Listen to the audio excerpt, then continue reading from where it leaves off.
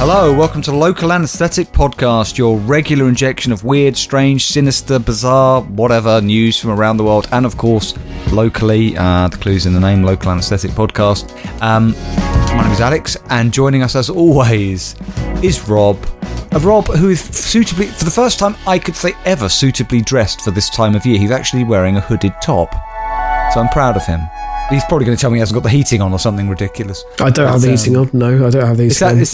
Is that true? Yeah, I'll be too hot if I had the heating on. Also, Alex, I hate to say it, but it is getting up to, it's supposed to be like 19 degrees today. No, it's a high of 16 degrees and it's a low of 12. Well, it's currently in this 14, part of Essex, it's very important. Highs of 19. Anything under 16, yep. Just so you know, anything under 16, and for our listeners as well, 16 under, or probably 17 under, is really bad for your health. Oh, okay. So, yeah. Anyway. So it's fine. Good, you know, so it's borderline, but I'll be fine. Yeah, and you too, Alex. Yeah.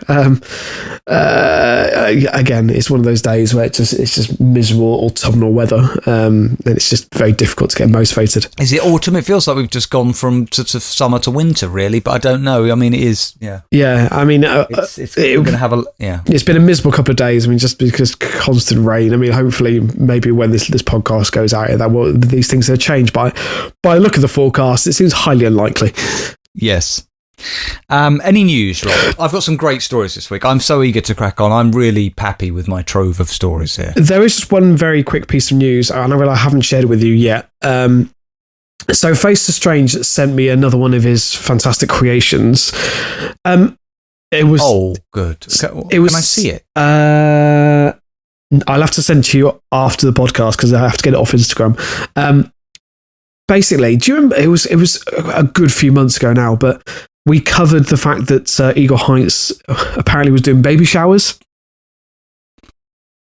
Did we? Yeah. Baby showers? We definitely did on the podcast, yeah. I remember that. Steve sent it in. Insane. Was I here for that one? I think so. I mean, must have blocked it out. Yeah, fair enough.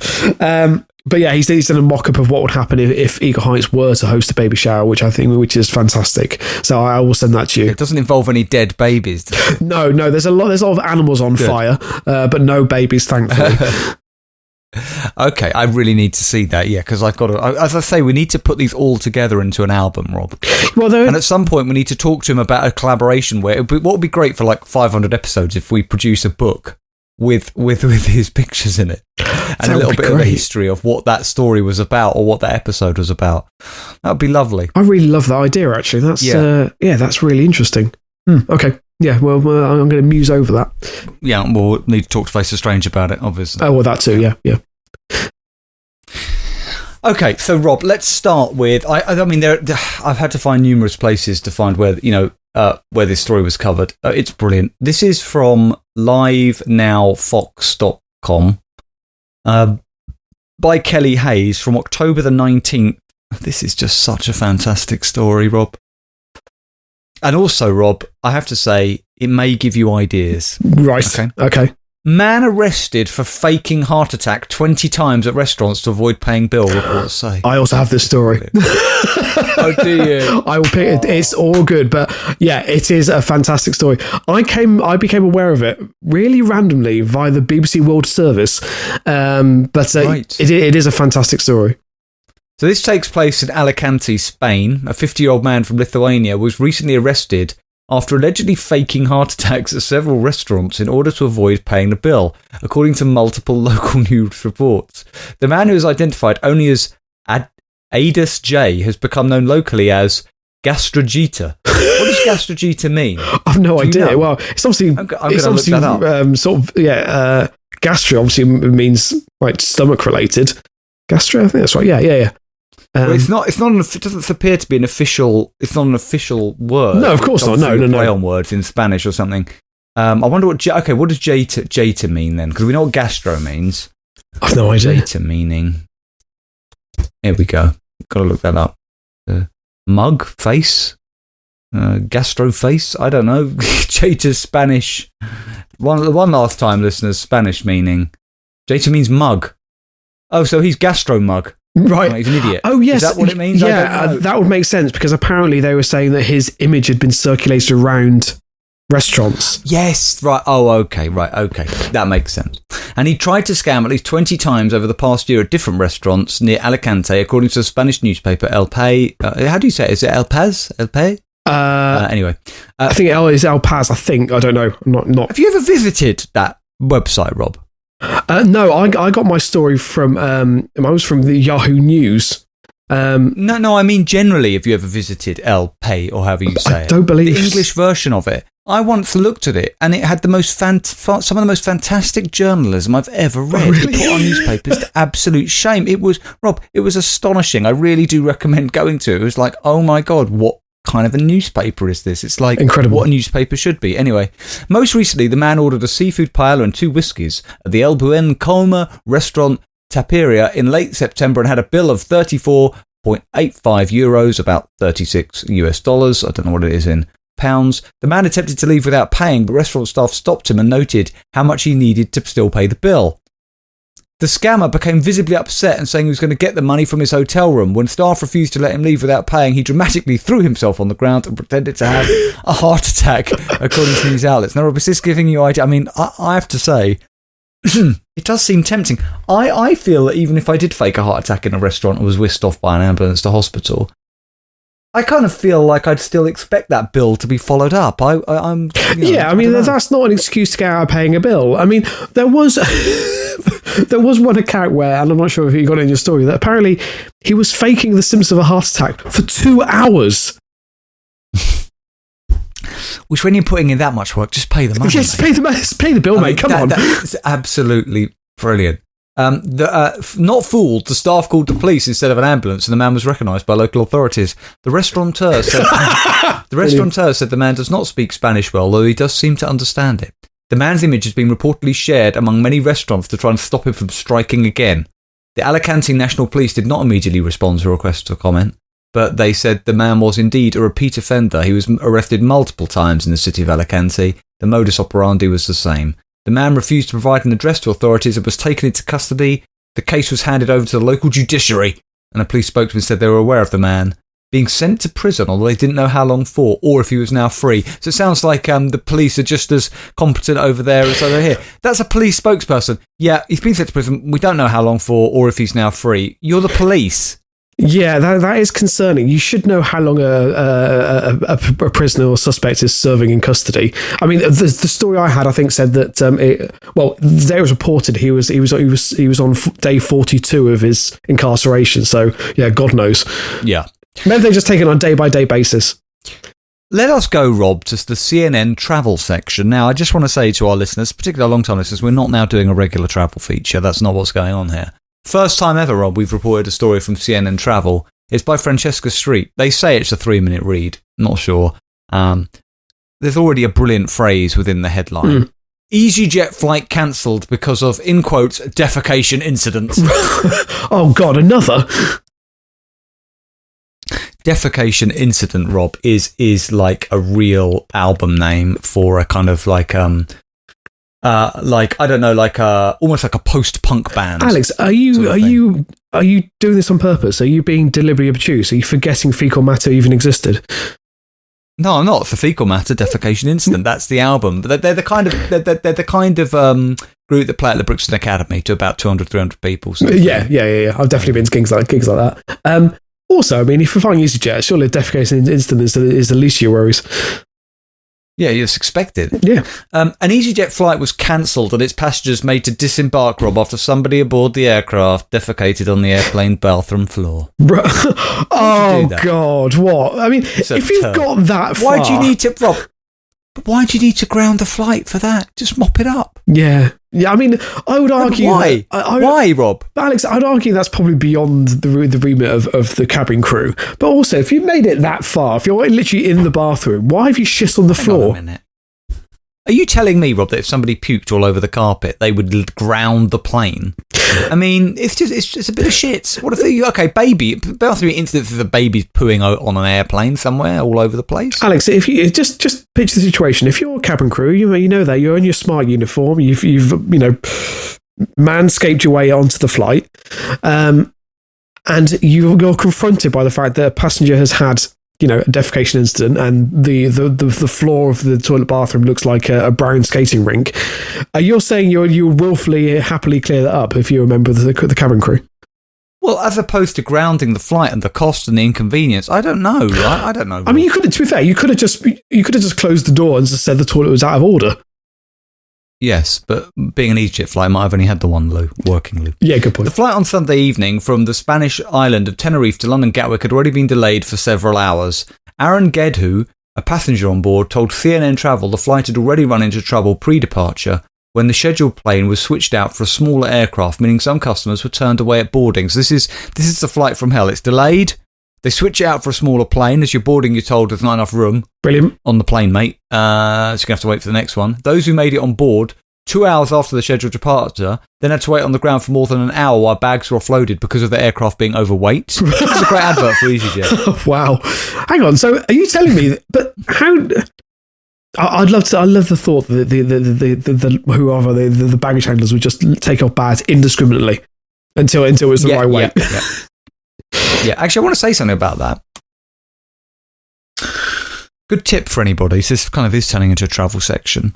I was listening to something the other day, and this travel sort of expert person, guru, was saying that if you go away, he said, like, obviously you want to have luggage tags. Yeah. But he said it's a very good idea inside your suitcase to have a piece of paper with your name, address, and everything inside the case. He said, because often luggage tags just get lost, right? Yeah. But what he said that missing luggage is kind of becoming, basically he said that particularly on long-haul flights, I can't remember what the statistic was, but if you're doing a long-haul flight that has a connection, any flight that has a connection is about a 25 to 30% chance of your luggage going missing. Yeah, I can believe that.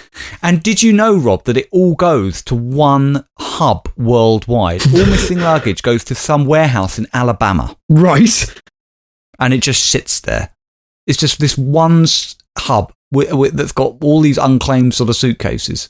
Oh, just to spend a couple of hours in there, because that would be a fantastic place to work, I would have thought. Because also, let's be fair, if you were there, you would be taking over a few bits and pieces of his office, wouldn't you?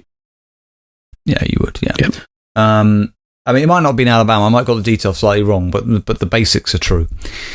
So as the delay extended, the atmosphere on the packed flight was characterised by, in quotes, Rob, by the way, I believe this was Faecel Matter's second album, suspense and anger.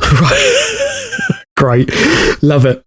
Isn't that brilliant, Rob? Suspense and anger. What a mixture. EasyJet planes. Suspense and anger out of Fecal Instant. I mean, that's the episode title, surely. Defecation Instant, sorry.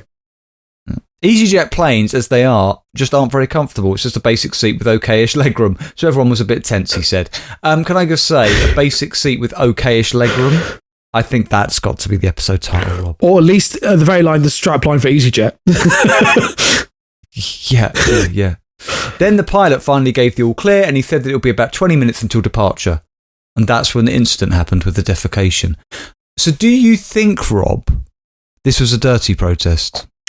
I mean, if people were that angry, do you think somebody said, right, fuck it, I'm shitting on the floor to show my displeasure? We've all done it. Yeah, but they are really sort of cutting off their nose to spite their face. Because yes, by all means, but if you're going to do that, at least do it on the descent, or at least prior to landing, because you want to make sure that you're almost at your destination. You don't want to do it before you've taken off. That's a good point. Gedhu said he was seated in the middle of the aircraft but saw two passengers visit the front airlane bathroom. Then word spread that somebody had defecated on the bathroom floor. An unpleasant smell followed. No one was happy about the situation, said Gedhu, but he most believed the incident was an accident. Everyone was being polite to each other. There was no fighting amongst the passengers, he said. It was just a very uncomfortable experience. Obviously, the plane was in an unsanitary state, so they had to get external cleaners out from the airport to clean it. That's when the stairs reconnected and the cleaners came on to clean the flooring. According to Gedhu, passengers remained in their seats during the cleaning process. Afterwards, the captain told the plane's occupants they would have to disembark in an announcement captured on video by another passenger, Kitty Streak, who shared the video on X, formerly known as Twitter. Hang on. Kitty Streak? That's not a real name, is it? Yes. Okay. Robert, for how long are we going to have to use the phrase X, formerly known as Twitter? Is it going to be like that Prince thing with the symbol? Is it just going to go on and on and on? At what point will it just be X? I'm refusing to ever call it X. I'm going to refer to it as Twitter. Everyone knows it as Twitter. I'm going to keep calling it Twitter. Why would you take away a really good brand with a logo? Why would you do that? For what purpose? Well, ego, yeah, because the man is an absolute cunt. Yeah, that's what it is. Yeah. It was very frustrating, Streak told CNN Travel. We obviously can't prove whether the person simply had an accident, what kind of an accident, or if they'd done this out of anger for the delayed flight. It was hard not to be angry either way, as nobody wants to be stranded in another country. It was another 30 minutes. That's a bit of a weird thing to say. You weren't stranded, and you'd already stranded yourself in the other country when you went on holiday there.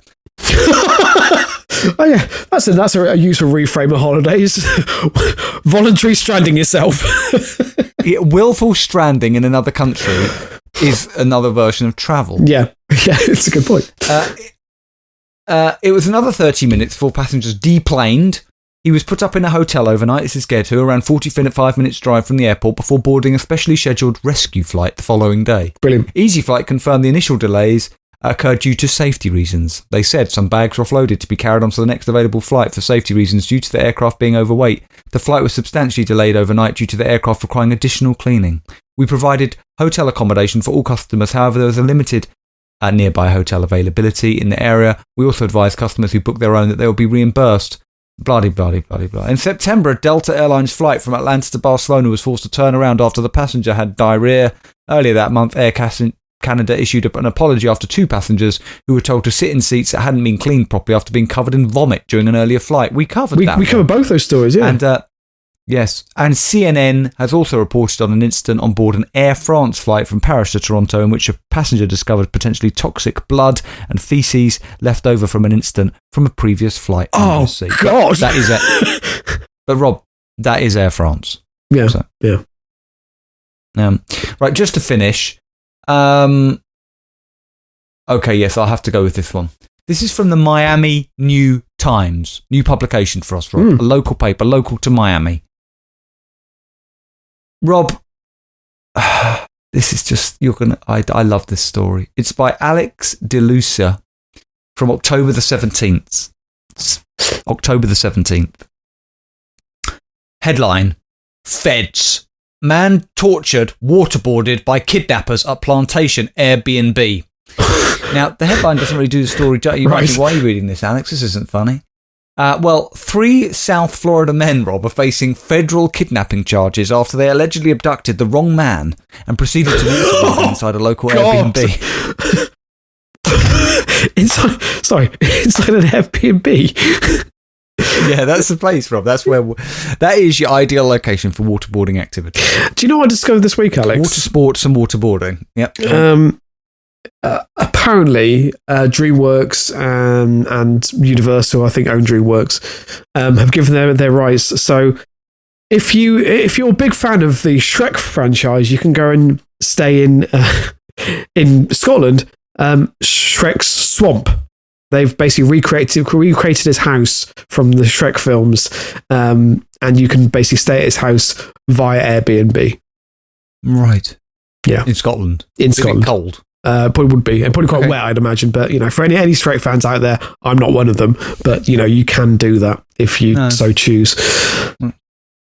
Federal prosecutors claim that on the evening of October the 13th, brothers Jeffrey and Jonathan Arista and Raymond Gomez snatched the man as he was leaving his Fort Lauderdale home. The trio forced him into a white Dodge Charger with sham police lights, blindfolded him and transported him to a rental unit in Plantation to shake him down for cash they claimed to be owed, according to the arrest affidavit. Right. One of the kidnappers was disguised as a police officer wearing a gold badge and a tactical vest. Brilliant. Shortly after arriving at the Airbnb, the kidnappers realised they mistakenly kidnapped their intended target's co-worker. The affidavit states. Oh my God. So it'd be like, Rob, when we work together, somebody wants to kidnap you, but actually kidnaps me, or vice versa. Yeah. However, Rob, rather than freeing the man, even though they discovered it was the wrong person, the affidavit alleges, the trio tortured him by pointing guns at his head, placed a power drill to his skin, and threatened to kill him. They allegedly waterboarded him, covering his face with 4 to 5 black masks and pouring bucketfuls of water on him in the Airbnb's bathroom. The victim thought he was going to drown. Both Arista siblings and Gomez have been charged with kidnapping and conspiracy to kidnap, and they all face a maximum sentence of life in prison. Upon learning that their intended target was at a business in Pompano Beach, Gomez drove the group there in a black Porsche and directed the victim to lure the man out so they could arrange to kidnap him instead, prosecutors say. NBC6 identified the business as Booby Trap, a popular Pompano Beach strip club where the intended target worked. Rob, the details. But can I say, Booby Trap is a fantastic name for a strip club. I completely agree. Yeah, but it's also it's brilliant in the context of this story. Yeah, it just seems to fit it. I mean, we've said on many occasions, a lot more recently, that there's a Netflix documentary. There is something about this. This is the new Sopranos, Alex. Absolutely. Well, the victim who was in the strip club where he worked, I think got he was suspicious of this, Rob, and he then called the police as a bomb threat. And recently called the police as a bomb threat. So your co-worker turns up at your place of work, having, I'm assuming, already been kidnapped and tortured. You get suspicion that the same thing's going to happen to you, and so you call it a bomb threat. At around 2 a.m, police rushed to the business in response to a bomb threat. Upon arrival, they discovered the victim and called in the threat in the hopes of getting a rapid response. Right. According to the affidavit, well, that's because he knew that in Florida, the only way to get the police out, bomb threat. So the next time I'm calling for an ambulance, I just say bomb threat, and the ambulance will be here even quicker. Exactly. According to the affidavit, while communicating with an officer, the victim noticed Jeffrey Arista in the distance, appearing to record him with a cell phone. He told the police, and Jeffrey Arista was swiftly taken into custody. Gomez fled the scene in the Porsche before ultimately crashing into a nearby car. Jonathan Arista was spotted walking away from the car before police caught up with him. Gomez allegedly hid behind a bush and then made his way towards a bus station, eluding officers for several hours. After police apprehended him, he allegedly told investigators that he and the Arista brothers devised the kidnapping scheme in order to collect a debt for another individual, whose identity Gomez claimed not to know. Gomez admitted that after kidnapping the victim at gunpoint and bringing him to the residence, he and the Arista brothers realised they kidnapped the wrong person, and they've had their initial appearances in court.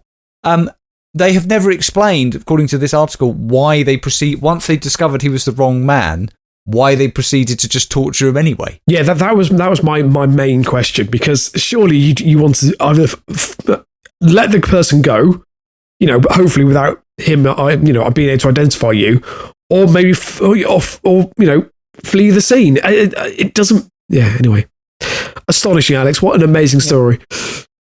It is. I just wanted to conclude by saying I am looking at pictures of the Arista brothers, and I just wanted to say that I think sometimes, Rob, we're too quick to throw the book at individuals, and these appear to me to be very fine men. Okay. Rob, honourable men who were just doing, they're not responsible for this. I mean, the person who sought the debt is responsible for it. They were just doing a job, and as far as I can tell, they did it to the best of their ability, and they seemed like real pros. And I just want to say, Jonathan and Jeffrey, yeah, you're thinking of you, hoping you get out soon, buddies, and no hard feelings. Yeah? Right. Good. Cool. Rob, these are very dangerous men. Yeah. Okay, yeah, fair.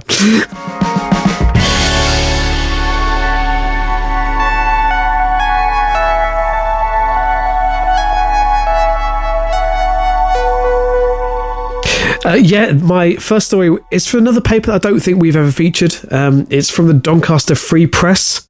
Not the paid press, Alex, the free press. They can report on what they like and, how they like. It is from the 16th of October by Darren Burke. It's only a short story, Alex, but this is astonishing. Now, we know, obviously, there is an ongoing crisis in the Middle East, which is extremely concerning. I'm not going to go into detail. I'm sure everyone's aware of it. But incredibly, this story relates to that.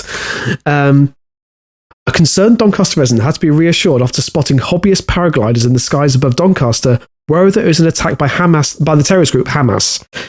Alex, this woman was in Doncaster and thought that for some reason Doncaster was under attack by Hamas.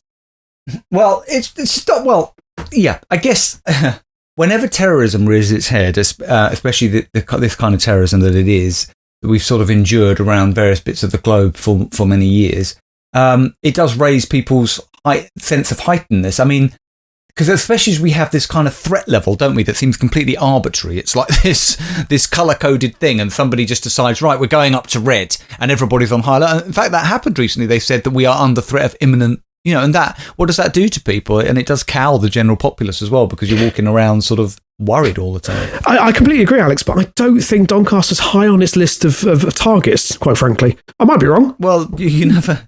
No, yeah, exactly. I put this down to Rob, a responsible, concerned citizen. Well, I mean, so the angry residents saw the craft soaring through the skies above Armthorpe over the weekend.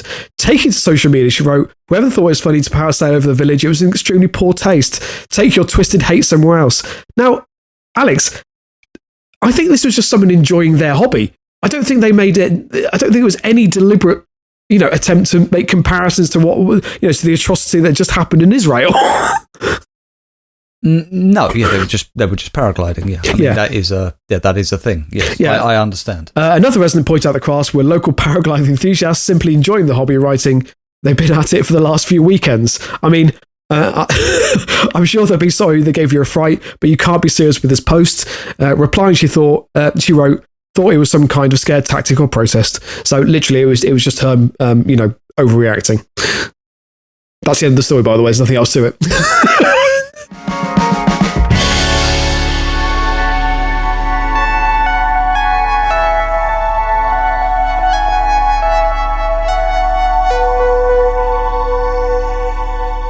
Okay, Rob, who's next? Me? You? Listen to story? No, I'm not. It's my second story, yeah. So this Rob. is from CNN. It is by Ben Morse from the 29th of September. It's one of those stories, Alex. Emotional support alligator Wally barred from entering Phillies stadium, but owner still hopes to bring playoff luck. Now, that's interesting you've got this story, Rob, because I've got a story. Hang on, let me see if I can find it. Is it the same one? I had a story, but anyway, you keep reading. I think either I've got this story or it's a very, very similar story. But anyway, yeah, keep going. So emotional support alligator denied entry into Phillies game, so I can get rid of that now. Yeah.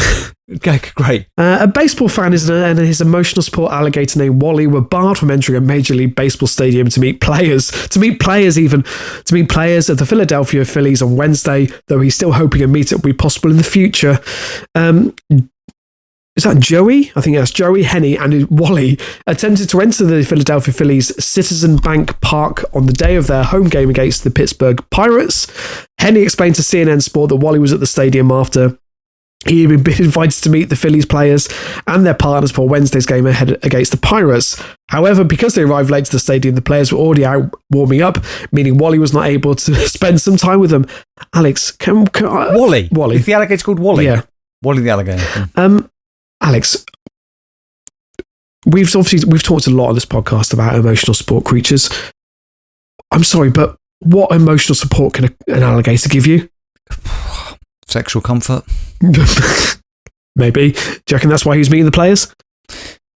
I have to say this emotional support racket has gone too far, because one of the things I know from, we've got family friends who live in America, is I think that there's no, anybody can just turn up to their, what they call MD over there, which is equivalent of our like GP, and just say, I need it because I'm anxious. There's no way to prove it. So if you want to carry around a pet vole on your shoulder, Rob, which I know you like doing, there's nothing really, nobody can tell you can't. Do you know what I mean? And a lot of people who want to just basically take their dogs on planes, just then say, yeah, I've got this anxiety condition, I need my dog as an emotional support animal, and there's nothing anybody can really do about it. Yeah. So Mr. Henny said, Wally is an emotional support animal, not a service animal. People criticise me because they don't know the story behind everything. But when we came and told us there was no disagreement, there was no arguing, there was no conflict at all. It was all good, i.e. the fact they couldn't enter the stadium. According to the Citizens Park Bank guidelines, certified service dogs or service dogs in training for guests with special needs are welcome. All other animals are prohibited, which again is one of those things you really shouldn't have to say. Apparently, Wally has his own Instagram account. Wally can be seen sharing hugs at schools, police stations, and hospitals, with Helly leading him around on a harness. Sorry. Yes. As docile as this alligator may appear to be, I can't quite put this into words, Rob. Do you probably know where I'm going with this? Surely at any stage, it's not like look, if a domesticated dog's can attack and kill, I would have thought the likelihood or the chances of an alligator just biting somebody's head off are quite high. I mean, they're not domesticated creatures to be greeting children. Again, Alex, a point that you really shouldn't have to make, but apparently Henny told CNN last year that he acquired Wally 6 years ago. He's a long-time reptile rescuer who has worked with alligators for 30 years. Henny was contacted by a friend working in Florida. That guy, that Australian guy, Steve something, the alligator wrestler. What was his name? Oh God, yeah. How did he die in the end? Didn't he die from an animal killing him? Yeah, it was. No, he did. I can't remember what it was though. What was his name? God, Steve Austin. No, that's the wrestler. No. No. Fuck, that's really bad. Was it Steve? Alligator wrestler. Hang on. Crocodile hunter Steve. What was his name? Steve Irwin. Steve Irwin, yes, that's it. I believe it. Didn't he die? It was like a stingray. It was like a fish sting, I think it was, or something like that killed him. I don't think it was an alligator. Hang on. How did Steve Irwin die? Sorry, Steve, and your family. Stingray injury. Well done, Rob. Okay. Yeah, I'm glad I remembered that. Rob just froze there for a second. Rob, I need a slash. Okay. I'm back in a minute. I'll just put some sort of interlude music on.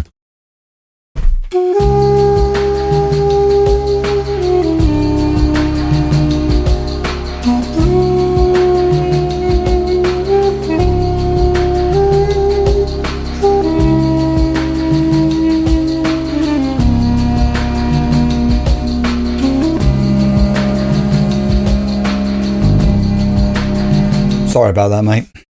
So Henny continues, by the way, Alex. I just wanted to round off this story by saying apparently Wally's been quite a different alligator to all the rest that he's dealt with.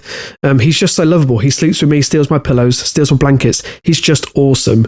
Apparently he is licensed as an emotional support animal, and apparently provided Henny comfort whilst he was undergoing treatment for cancer. So, I just thought that's a nice way to end that article.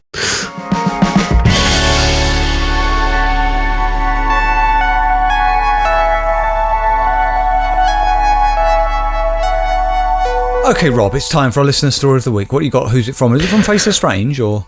No, it's from Kyber. Although I have to say, Kyber, this is top draw. So this is from a Polish website, which I don't know whether I'll try and pronounce this. I'm going to say no. No, sorry, hang on. So it's TVN24. This is from the dates in Polish, so don't know. The 18th of something, 2023. So at least it's this year. I can confirm that. There's no journalist listed. You ready for the headline, Alex? It is quite extraordinary. Hit me. Man pretends to be mannequin at Rob's shopping mall. Okay.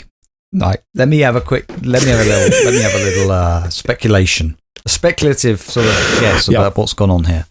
He has somehow hidden in the store overnight, like Macaulay Culkin did in Home Alone, didn't he? Lost in New York. But he's hidden the store by pretending to be a mannequin. And then, so like he's got those sort of statue skills, I can stand still for a very long time. Yeah. What I can't work out is mannequins don't look like, they're obviously mannequins. They don't look like human beings. How did he do this? I mean, can I just say, it's an insane idea because it seems doomed to fail. But apparently it didn't. Yeah. What's even more extraordinary, so you're absolutely right, first and foremost, apparently it's not the first time he's done it. Rob, hang on, can I just say, if I did that once and got away with it, I'd think, Alex, quit while you are ahead. Like, do you know what I mean? That is the height of arrogance that you can somehow get away with this again. Yeah, good point. That's a very good point. Well, to be fair, it's like the man so the man who had obviously faked heart attacks 20 times just thought, I'll give it one more go. It obviously worked the last 20 times. Well, it is addictive, Rob, isn't it? Yeah. So a 22-year-old man pretended to be a mannequin standing on display at a shopping mall in Warsaw. Once the establishment had closed, he stole jewellery from one of the stores. On another day, also after closing time, he enjoyed a square meal at a restaurant and then stood in the gate into the closed store. This is by pretending to be a mannequin? Yes. Right, I need more detail. So after he replaced his attire with a set of brand new garments, the man felt hungry and the man felt hungry again and returned to the restaurant for another free meal. So the 22-year-old came up with the idea on how to remain unnoticed at a shopping mall after closing time. In order to do that, holding a bag in his hand, he froze in front of a shop window pretending to be a mannequin. Feeling safe, he went hunting and robbed a jewelry stand, said Robert. Sorry, Rob, who's not noticing somebody? So, by the way, how to go unnoticed. What was that phrase? It was beautiful. How to go unnoticed. It was a few paragraphs ago. How to go unnoticed in the shopping mall. After closing time. That's great. There should be a book about that. Rob, is there a picture of this man? Because also, to be a mannequin, you have to have a certain figure and frame. So, not only, I mean, there are CCTV stills, but also in the post on Facebook that Kyber sent, there is also a YouTube video. Okay, I've got to look at this, Rob. I'm sorry. Man pretends to be a mannequin. Okay, I'm looking at it now. Rob, it's clearly a man. The other mannequin. Alex, he's standing in front of the shop. No, he's standing up against the glass. He is. It's just that's an optical illusion. I know, but he's obviously. For me, if I saw that, it's like I could quite clearly tell that he's not standing behind the glass. I don't know. I'm sorry. I've had enough. This just makes me want to give up on life. Who did not notice? Right. So, listeners, I'm looking at a man that looks just like you, probably, or me, standing in his regular clothes behind the window of the shop in a ridiculous pose. How did nobody notice that wasn't a mannequin? Because the shop staff had to close up. That means they all walked around it and closed the shop up and left. They know what their mannequins look like, no? Yeah. What are you talking about? Well, yeah, you'd think so, yeah. So on another occasion, also after the mall had closed, the 22-year-old went to a closed restaurant and had a square meal. Shortly after, taking advantage of an opportunity, he slid under a steel gate into a branded shopping store in order to replace his garments for new ones. Later on, he popped once again to the same restaurant for another meal. Because why wouldn't you, Alex? You may as well have two meals. You got away with one. You've done a bit of shopping. Have another meal. So is there any explanation as to how he got away with this? I don't know what you mean. I mean, I've just told you he was a very convincing mannequin. Apparently, sorry, the store heads have got a roll, no? Well, shortly after, however, the man's luck ran out. He was spotted by security staff who called the police. We already know that the 22-year-old is responsible for the theft and burglary in another mall, which again I feel adds even more intrigue to the story. Is he a serial mannequin theft? Is he impersonator or thief? Impersonator. That's a better phrase. He didn't even cover his features in paint or anything to make himself. He was just a human standing there, Rob. He didn't do anything. He didn't yes. I would have made myself bald, shaved off my facial, and then painted myself in one of those sort of neutral mannequin colours. He didn't do anything. He just stood there. No. There's no explanation as to how shop staff didn't notice that a mannequin in their window was actually a man. No, apparently not. Apparently, in the other mall that where he was, he also did this. Apparently, he stole a day's earnings for a few cash registers and then tried to steal other items. He now faces up to a 10-year prison sentence. I thought he had some kind of superpower. I would have begun to believe that I was maybe invisible.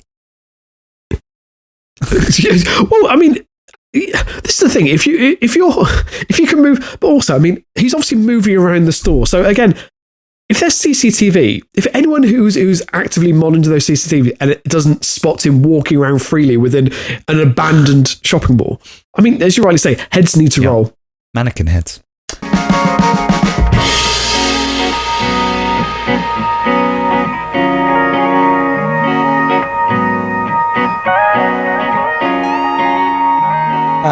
Well, on that note, Rob, we bring this episode, what is it, 412 to a close? 413. We really welcome your company. We can be found on our website, LAPodcast.net. There is a PayPal button on there that if you want to leave us a tip and donate to the worthy cause that is this podcast, but please do. It can just be a one-time donation or rolling donation. Whatever you give, you will actually get a link from Rob to a special folder containing all of our bonus episodes that we did for a while on Patreon, which were called LA Podcast and Extra Jab, as well as our other podcast that we did for a while called Daft Talk, which was absolutely brilliant, which we love doing. We're going to be back next week for episode 413. And we've very much enjoyed 414. 440. What was this? I thought this was 412 today. No, this is 413. I just said it was 412. So Okay, so it's 4,000. Whatever it is. I tried to correct you. Oh, did you? Does anybody care what the numbers are? Well, no, it is actually important, Rob. It is important. Is it actually important? Probably not. Well, the other thing is, Rob, is it's not important. It's not accurate anymore because there are about 45 episodes of LA podcasts of an extra jab. So if you add those to the canon, we're already near 500 episodes in total. Yeah, and then if you throw Daft Talk into the mix, we probably exceeded the 500. To be fair, You can't throw Daft Talk into the mix, Rob. It's a different podcast. That's now you're annoying me. Yeah, you've right. Okay. Well, I mean, but technically it was on the same feed, whereas the LA extras weren't. They were actually, I would say, removed from the war of the two fastidious people. That's why Rob and I get along. Podcast there. Yeah. Let's do. Yeah. Anyway, we've enjoyed your company. We'll see you next week. God bless. And keep it local.